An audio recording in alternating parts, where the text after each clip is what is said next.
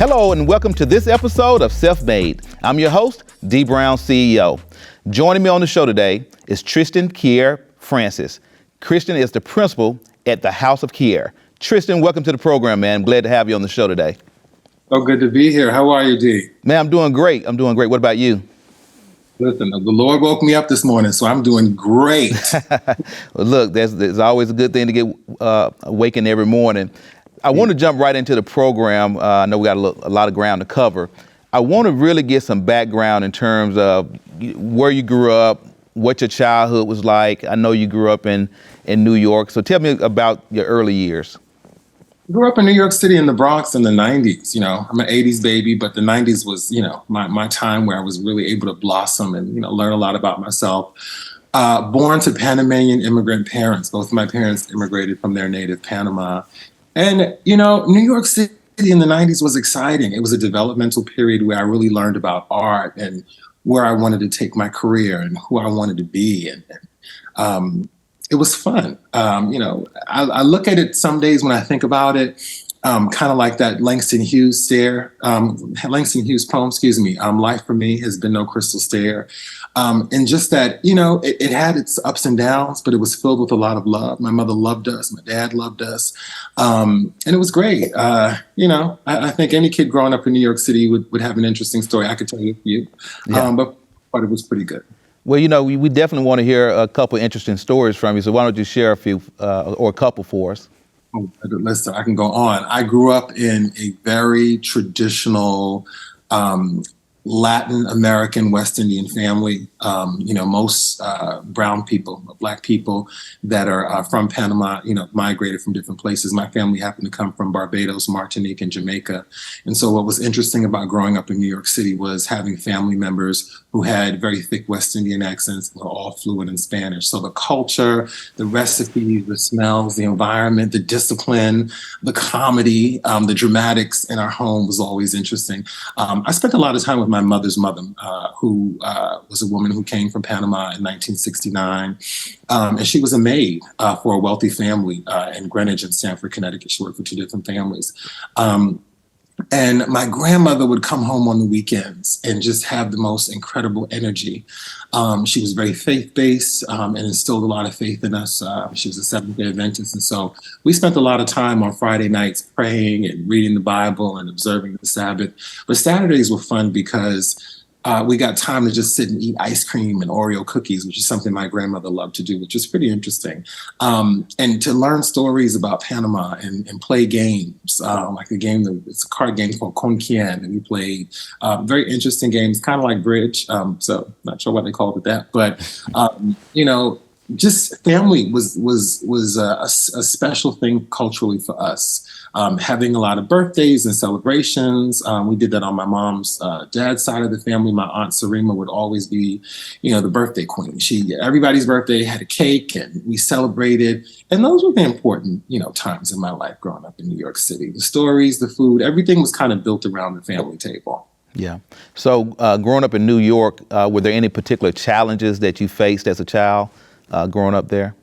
Growing up in poverty, growing up in New York City Housing Authority. Lived in a tenement building where you had to walk up 5 flights of stairs every day.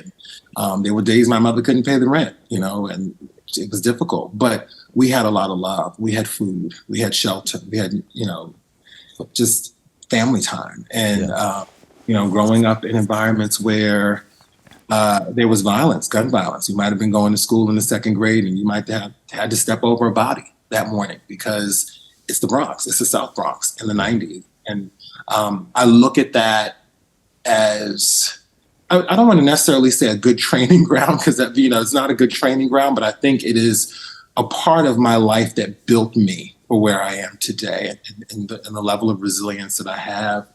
It is a great contributor to my success, my level of success, because I saw so much as a kid growing up in the Bronx. I had to toughen up very quickly. I had to understand things at a young age that most kids in other places that have green lawns and are in the band and have a 2-parent household, they don't necessarily experience. And no slight to their upbringing, mine was just very different. Yeah. Tell me about your high school experiences growing up. What was high school like? Were you involved in any extracurriculars, et cetera?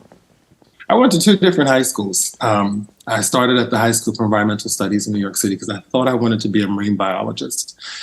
It wasn't a good fit for me. At the time, my mother and I were experiencing some homeless issues. We were homeless all 4 years that I was in high school. And it was just a tremendous, painful time in my life where I didn't really understand who I was in those 4 years because I was dealing with a mother who was struggling. My sister was out of the house. My sister had a baby at 19. And my mother was just really trying to find herself as a single parent and take care of a young boy. So I got kicked out of high school. I was accused of hitting a teacher. And a teacher and I had an altercation, we had a verbal altercation, but he looked at my size and, as a young Black man, he was, able to say this young Black man hit me, and that wasn't the case. But I went to an alternative high school, the High School for, Urban Peace Academy High School, which was a school in Spanish Harlem in a rough neighborhood, right next to the Wagner Projects. But that was the only school I can get in because the principal happened to be my science teacher at camp the previous summer. And he knew all about me and loved me and gave me an opportunity. That was an experience that changed my life. I met an art teacher, I call her the great Joan Harmon, who really pulled my artistic sensibilities out of me and sent me to the National Academy of Fine Arts on scholarship. I fell in love with writing. I had a wonderful writing teacher who also was my chemistry teacher, Herb Michael, who really taught me how to write and love writing. And those writing skills were developed by 2 incredible English teachers, Joanne DeLauro and Lanice Eversley. And my love for history really developed with another teacher, Avis Terrell, whose sister is actually one of my best friends. And so that was my life in high school, just kind of reestablishing myself academically. There was an after-school program at Bank Street College of Education on the West Side, Upper West Side, near Columbia University, called the Liberty Partnerships Program. It's called Liberty Leads. That program saved my life. And so being in a lot of extracurricular activities helped the academic shortcomings and really helped to reframe my thinking about school, because I hated school at one point. I was defeated once I was kicked out of that school, but it wasn't for me. God saved my life, and all of those people that I mentioned saved my life. I think the last 3 years of high school was joyous because I had structure, and I had structure that I didn't have in the home. And I will tell anyone that's raising young Black men that young Black men have to have structure. There is something special. If you can raise a young Black boy and send them off into the world, of chaos, coming out of chaos, and they can be successful like me, then you've done something well. Right. So talk to me about the impact, just the mental and long-term impacts of, you grew up with a single mother household, surrounded by poverty. You mentioned that you some days would walk out and have to step across a dead body. Those are not normal circumstances that the average person think about, right? So how did that impact you and shape you? It caused a lot of trauma. We can have a real conversation about it. I'm very open and transparent. It caused a lot of trauma. I've been in therapy for it. It was something that I didn't deal with, my interactions with people, throughout my, younger years. I'm 41 now, but my younger years, it wasn't all that good because a lot of that little boy who was struggling to heal and find his way out of the South Bronx was still there. So therapy, I would recommend therapy to anyone. Charlemagne the God talks about the joys of therapy. But I went back to that place last month. I went on a journey to New York. I kind of just slipped in, took a drive, and I stood in front of that building that represented so much pain in my life, and I had to let it go. I had Yeah. to say farewell to it. And I did a video of it. I was going to put it on social media. And I thought to myself, you know what? I think I'm just going to keep this to myself. I think this is going to be a private moment between me and God. No child should have to grow up in the environment that I grew up in. But there are so many Black, brown, Hispanic, and other, ethnicities that are growing up in these types of circumstances. And young people don't talk about it. I'm very vocal about how my childhood and the scenarios that I can describe to you, the pain that I dealt with, has allowed me to get to this point of being someone who's self-made and is very successful. No one would have ever thought that a little boy who grew up on Stratford Avenue in the South Bronx would be here. Many of my colleagues that I grew up with are not in any position, unfortunately, because many of them are still living in those challenging situations. And that's just real talk. Right. But I used that pain, I used that trauma, I used those experiences in a positive way to fuel, some better pathways, towards my own, personal success. Graduating from 3 HBCUs, having 3 degrees from 3 HBCUs, and graduating, with significant grade point averages. No one would have ever thought that of me. And this is the first time I've ever publicly told this story. You know what I mean? So you're getting an exclusive deal. Yeah. It's reality, right? Right. I mean, right. It's reality. Yeah. Yeah. No, I grew up in a single mother household as well. So the lack of interaction with my father made me want to have more interaction and more time and do more for my kids. So it's one of those things where you take those negatives and you figure out how to either, you're either going to make it, you're going to be bitter about it, or it's going to make you better. And so being able to take those negatives and turn them into a positive is critical to being able to move forward and have a productive and successful life. And you talked about the fact that you don't mind talking openly about your pain and the trauma that you went through. Why do you think it's important to be able to talk openly and honestly about these things?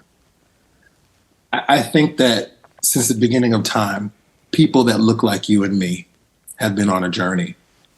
The journey probably wasn't by choice. But when I think about what my grandmother went through when she came to this country in 1969 and worked for this family for 10 years, and how she was forced to go into a basement and use a bathroom that was designated for her because the help were not allowed to use the public bathrooms that were designated for the people that lived in the home and did not look like her.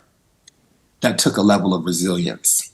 This is a woman who went on to work at Albert Einstein Hospital in the Bronx, one of the premier hospitals within the Yeshiva University medical system.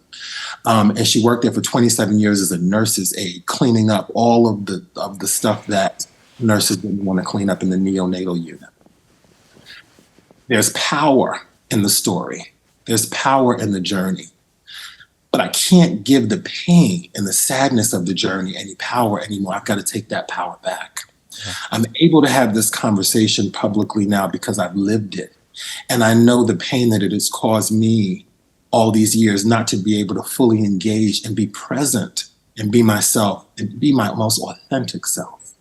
I had sent a representative for so long because I didn't want people to see anything behind the mask that used to live on this great, pretty boy face. You know what I mean? But, but after I let that go and I pulled back those layers and I said, you know what? I gotta be me. It's okay to present my most true and authentic self to the world. And oftentimes people live in this imposter world where we suffer from imposter syndrome. I was tired of being an imposter. What you see is what you get. A couple of years ago, I had lost a tremendous amount of weight, gained a lot of it back. This is what you get. But I'm going to be Trystin Kier Francis every day. I'm going to show up as my most beautiful and authentic self because I think that's what people appreciate. People appreciate your story of genuine honesty. Yeah. And people can oftentimes relate. Almost 100% of the time when I tell people this is what I went through, they're like, oh my God, I've been through that. Right. Well, what are you doing to recover and overcome a lot of that pain? So my recovery journey started in 2021. And I've been on that journey and I'm loving where I'm going. Yeah. Look where I am today. I'm talking to Dee Brown on PB. Yeah, it doesn't get better than that. I appreciate that. I want to ask you this question because, me, just looking back, and I'm reflecting while you're telling your story, and, watching my mom work 12, 16-hour shifts, never calling in sick because she didn't have that luxury. There was no backup plan. And I know how that impacted me and my work ethics as in my business and in my life. My question to you is that watching your mother, suffer through those hardships to try to put you in a place where you could succeed, how did that impact you as a person? Made me want to work harder. My mother came to this country when she was a young girl, and my mother suffered her entire childhood. She actually was brought to this country by her father. When she was 6 years old, she didn't reunite with her father until she was 12. And her mother did not have the best relationship because her mother didn't know her anymore. And so it took time. So imagine you didn't want to come here on your own. You were taken, you were brought here. And I watched my mother struggle. And I said, you know what? I don't want to go through that. But the interesting thing is I went through that. The difference is that my mother didn't take me from my father. My father went about his business and my mother did the best that she could to raise her children. I watched my mother fall down so many times and fail. But I was right there to pick her up and walk that walk with her. And so I didn't want to struggle the way my mother struggled, but I did. But the beauty is that my mother was so supportive. My mother pushed her children. If anybody, she pushed me, and she took that walk with me. She wasn't always there, wasn't always present physically and mentally, but when she was, it made me feel very special because I said, you know what? This lady doesn't have the rule book. She's making it up as she goes along. But I vowed that I would be better at how I approached life because I had all of my mother's mistakes, as examples of what I shouldn't do and how I should move forward and how I can overcome in that sense. I used to falter a lot because I didn't understand. Why did you do this? Why couldn't you? But you want to know something? She gave me every tool and idea that I have today. I learned from my mother. If I could talk my way out of anything, but I ain't gonna talk my way into nothing. So that means I don't have to talk my way out of nothing from my mother. I learned how to be able to present myself in a way that is professional, it's intelligent, because I watched my mother do. She's a star to me, and seeing those examples, lets me know, okay, I could do it better now. Yeah. So you you pull yourself up by your bootstraps, you bring yourself out of this impoverished situation, graduate from 3 separate HBCUs. I'll allow you to tell us which 3 those are, but tell us about your, entrepreneurial journey from college to the House of Kier. It's been such a wonderful ride. When I graduated from college, I had gone back home for 7 months and I realized that I really needed to further my education. So I moved to Washington, D.C. in 2005, and that's where my entrepreneurial journey began. I didn't know the first thing about starting a business. So essentially I had a hobby. And it turned into a business in 2011 when I was called upon to help stage the executive office of the mayor for former Mayor Vincent Gray here in Washington, D.C. The Washington Post had ran this very interesting article. I say an interesting article because they called me a person who had a gift for arranging interior. They didn't call me an interior designer. I thought that was kind of clever, but not clever in a good way. But it was clever of the writer. And I said, you know what? I'm going to keep this going. And I would go on to work on various projects. And I got a call from the current mayor of Washington, D.C., Muriel Bowser, to do her home. And that really catapulted my career. And I would go on to architecture school. I would go on to get my executive MBA, all the while running this business. I will tell you, I've had quite a few stumbles, in the time that I've been operating this business, just because as small business owners, we don't know it all. I could not tell you that I'm, a genius when it comes to owning a business, but I can tell you that I'm an expert. I can tell you that I'm someone who started a design business with nothing and that has taken it to something that is pretty amazing. I've been able to elevate myself to become a sought after designer and a sought after, architect in Washington, D.C. and in various places, other places like, New York and Connecticut and other places that I work. And it took time. It took time. It took a lot of failure. It took a lot of, mistakes. I don't think when I think about people like Warren Buffett, for example, someone I admire, I'm sure Warren Buffett didn't get it right immediately, but he got it right, a couple of years later, and that's my story as well. I'm blessed to have this level of success in this industry. I was just in New York for an event at the New York Design Center, supporting a friend, and met some fellow designers, and have some great opportunities coming forward. This has been a dream. Again, someone who came from the South Bronx can sit here and say I've graduated from 3 HBCUs and I have all these credentials, and no one gave them to me. I literally had to go and get them myself, and I'm still kind of writing this manual for myself as to how to perfect these things. Yeah. And here. So what do you think some of the biggest challenges you've had as a business owner and entrepreneur? And I think in the design world, you walk into these rooms and you don't necessarily see people that look like you. I don't want to use that word racist or prejudice. I just think that this is an industry that is not highly populated by a lot of persons of color. Sure. But when you walk into these rooms, you're not always received well. I think oftentimes, in this industry, designers look for validation and acceptance. And at one point in my career, I was looking for validation and acceptance. And I realized that I just need to validate and accept myself and just walk into the room and just, as I said, be myself, right. And that's allowed me to be really successful.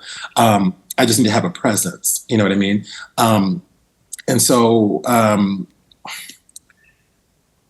look at this journey of, being a designer and, having success as something that, I don't know, it's so hard to describe because I have so many emotions. It's like, how do I really answer this question? Like, how do I really give me another question? Can we come back? Yeah, absolutely. So I do want to know.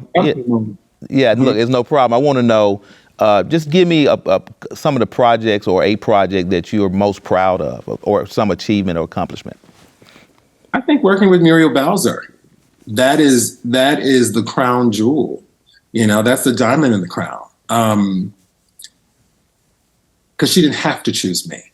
There are so many others in this city who are just as capable. I don't want to say more capable, but I would say capable of doing this work. I think she chose the best that could get her where she needed to be. And she was a dream to work with. I've never had someone at that level, have me do their home. Now, doing the mayor's office was different. This is someone's personal space. Right. And we did it in 29 days because we had an aggressive deadline. She was hosting an event at her home. And she was just mesmerized by it. And it's published, it was covered in a magazine and, it got press coverage. And I think that's what any designer would dream of and hope for. She is one of my proudest and biggest accomplishments working with her. I just think she's a real, extraordinary lady. Yeah, so now I don't want to end the show without acknowledging that you are a member of the greatest fraternity in the world, Kappa Alpha Psi Fraternity Incorporated. And I want you just to speak to briefly, how Kappa has been influential in your life. When you think about our objectives and, honorable achievement in every field of human endeavor, this has been an honorable position that God has given me to do this work and to be self-made, to be able to achieve. I will celebrate 20 years next year as a proud initiate of the Gamma Mu chapter at Benedict College in Columbia, South Carolina. It's been honorable. I think of that poem Invictus, which I'm sure you know well, and there's a stanza, my head is bloody but unbowed. My head has been bloody, but it's unbowed. And I look to the stars at the 10 diamonds in the sky that represent the 10 noble men in our clan who founded this great fraternity. There's nothing greater. 1911 was the best year. There's no comparison. But as you know, in our training to become members of this organization, and our training to be members that give to this organization and serve this organization, it's honorable. And everything we do is honorable in the path to achievement. I think that's the only way I can answer that question. Absolutely. And so as we wrap up the show, will you take about 30 seconds and just tell my viewers what it means to you to be self-made? It's success. It's the success. It's emblazoning a trail or a pathway, based on your life experiences. I think that people always think about money. Money will come. But to be self-made is probably one of the most powerful and important things that you can ever do in your life, to represent who you are and really represent your story and tell your story. It's a connection that people will have for you forever. Trystin, it's been a pleasure and an honor having you on the show with me today. Your story is very impactful, and I think it's going to resonate with a lot of people. I want to say that you brought out some very good points in that a lot of people grew up in difficult circumstances. Myself, I'm no exception. Even though some of the things you experience are worse than some of the things I experienced, nonetheless, those events in that environment can leave a lasting impact on your life. So being able to talk openly and honestly and learn how to put these traumas and these disadvantages behind you to move on and achieve success at the highest level, and as we say in Capital Land, in every field of human endeavor, is important. And so once again, I want to thank you for being on the program, and I want to thank my viewers for watching this episode of Self-Made. I'm your host, Dee Brown CEO, and remember, without you, there's no me.